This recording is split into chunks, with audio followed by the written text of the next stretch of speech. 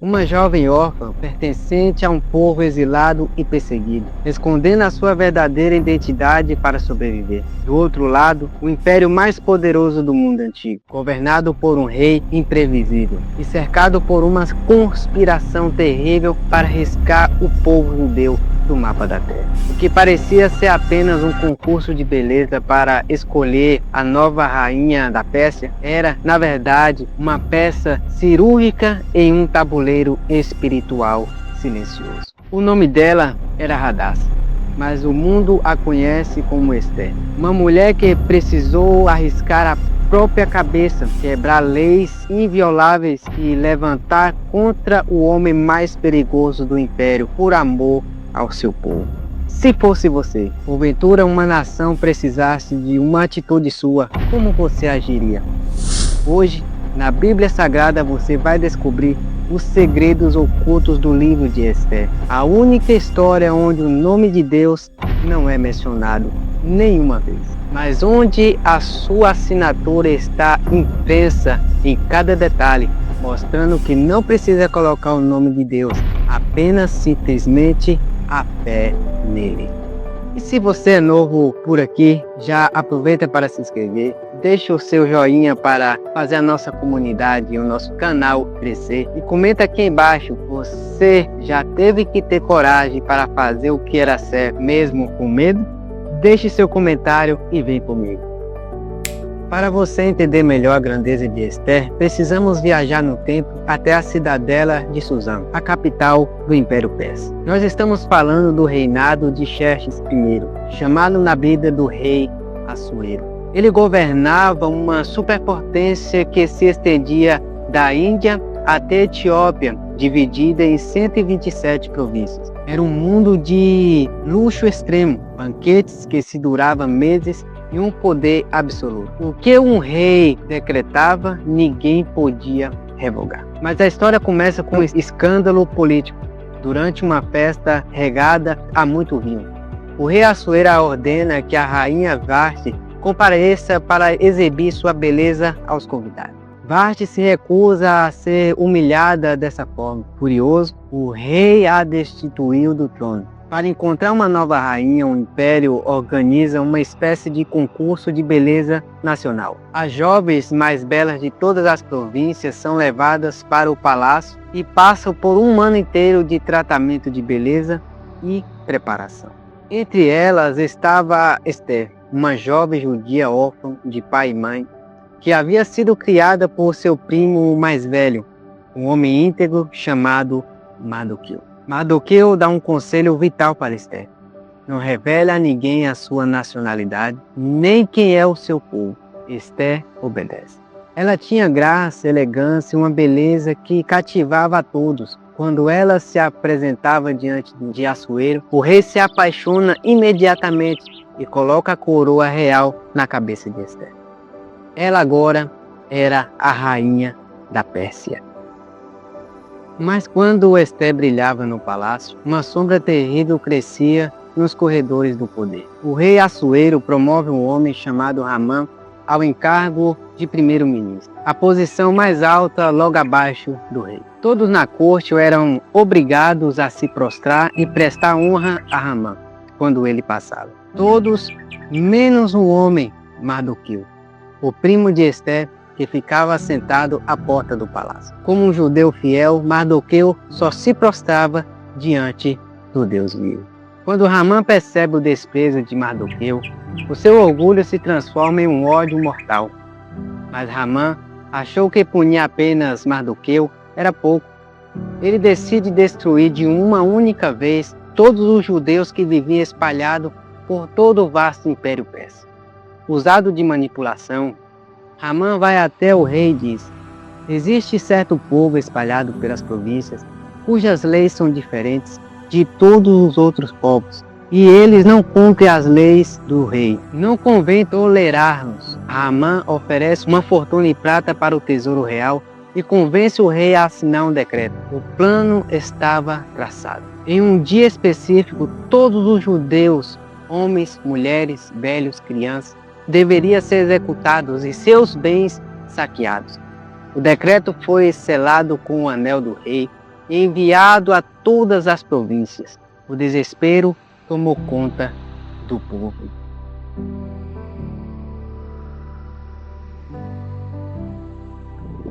Ao saber do decreto, Mardoqueu rasga suas vestes e veste-se de pano de saco e cinza, e vai chorar e clamar diante da porta do palácio. A notícia chega até Ester, que fica horrorizada ao ver o estado do seu primo. Ela envia mensageiros para entender o que está acontecendo, e Mardoqueu lhe envia uma cópia do decreto de morte, exigindo que ela vá falar com o rei para interceder por seu povo. É aí que Ester se depara com um dilema de vida ou morte.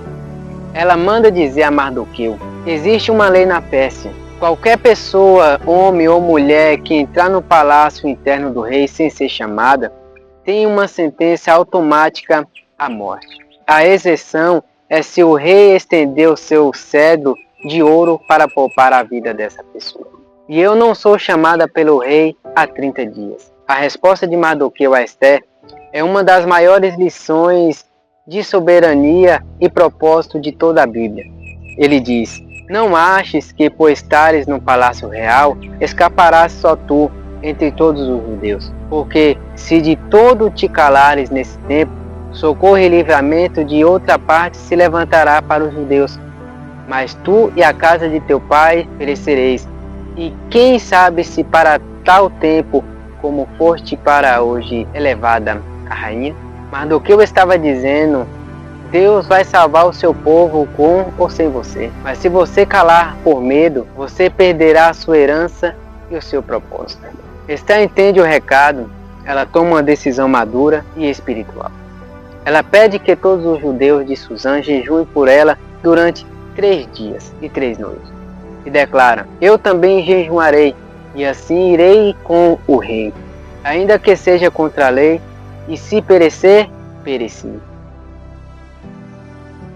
No 3º dia, Ester veste seus trajes reais e caminha em direção ao pátio interno do palácio. O coração dela devia estar batendo forte. O rei Assuero estava sentado no seu trono e, quando olha para a entrada, ele vê a rainha Ester. O silêncio no palácio deve ter sido absoluto. O rei olharia para ela com fúria ou com misericórdia? Para a glória de Deus, o rei estende o cedro de ouro. Ester se aproxima e toca a ponta do cedro. E o rei diz: o que você deseja, rainha Ester? Qual é o seu pedido? Mesmo que seja a metade do meu império, lhe será dado. Mas Ester é extremamente sábia. Ela não joga a bomba do decreto ali, na frente de todos, mas faz um convite. Se parecer bem ao rei, venha hoje com Ramã a um banquete que preparei para o rei. Durante o banquete, o rei insiste em saber o seu desejo real. E ela adia mais uma vez: venham amanhã a um segundo banquete, e amanhã direi o que desejo. Ramã sai daquele banquete se sentindo o homem mais importante do mundo, mas ao sair, ele vê Mardoqueu no portão, que novamente não se prostra. O ódio de Ramã ferve. Ao chegar em casa, sua esposa e amigos sugerem uma ideia perversa: construir uma forca de 22 metros de altura e na manhã seguinte pedir permissão ao rei para enforcar Mardoqueu. Ramã adora a ideia e manda construir a forca imediatamente. Mas o que Ramã não sabia é que naquela mesma noite o rei perdeu o sono. Para passar o tempo, Assuero ordena que traga o livro das crônicas do Império e o leia para ele. E por acaso, lê o registro de um evento passado, onde Mardoqueu havia descoberto e denunciado uma conspiração de 2 guardas que planejavam assassinar o rei, salvando a vida do monarca. O rei pergunta: que honra ou distinção foi dada a Mardoqueu por isso? Os servos respondem: nada foi feito por ele. Exatamente nesse momento, de manhã bem cedo, Ramã entra no pátio do palácio para pedir a morte de Mardoqueu. O rei o chama e faz uma pergunta: Ramã, o que se deve fazer ao homem a quem o rei deseja honrar? Ramã, cego pelo próprio orgulho, pensa: quem mais o rei desejaria honrar a não ser a mim mesmo? Então Ramá dá uma sugestão ostentosa. Traga as vestes reais que o rei usa, o cavalo que o rei monta, coloque uma coroa real na cabeça dele, na cabeça desse homem, e faça os nobres mais importantes do império conduzir a cavalo pelas ruas da cidade gritando: assim se faz ao homem a quem o rei deseja honrar. O rei olha para Ramá e dá a ordem avassaladora: pegue imediatamente as vestes e o cavalo e faça exatamente isso com o judeu Mardoqueu, que está sentado à porta do palácio. Não se esqueça de nenhum detalhe. Imagina a cara de Ramá. O homem que ele planejava enforcar naquela mesma manhã, agora está sendo despilando e honrando por ele mesmo diante de toda a cidade de Suzã.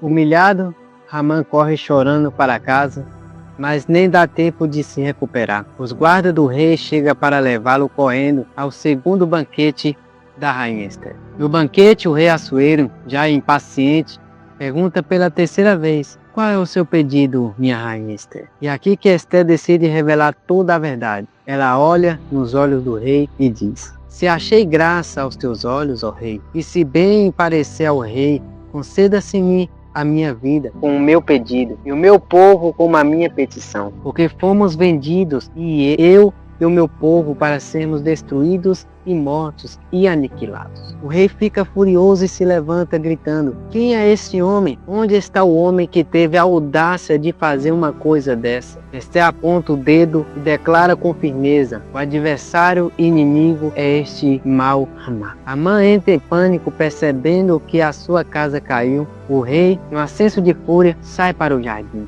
Ramá se joga onde Ester estava para implorar por sua vida. Quando o rei volta e vê a cena, acha que Ramá está tentando violar a rainha dentro da sua própria casa. Um dos oficiais do rei diz: olha, há uma forca de 22 metros de altura na casa de Ramá, que ele mesmo preparou para Mardoqueu, o homem que salvou o rei. O rei dá o veredito final: enforquem-no nela. Ramã foi destruído pela mesma armadilha que havia preparado para o justo.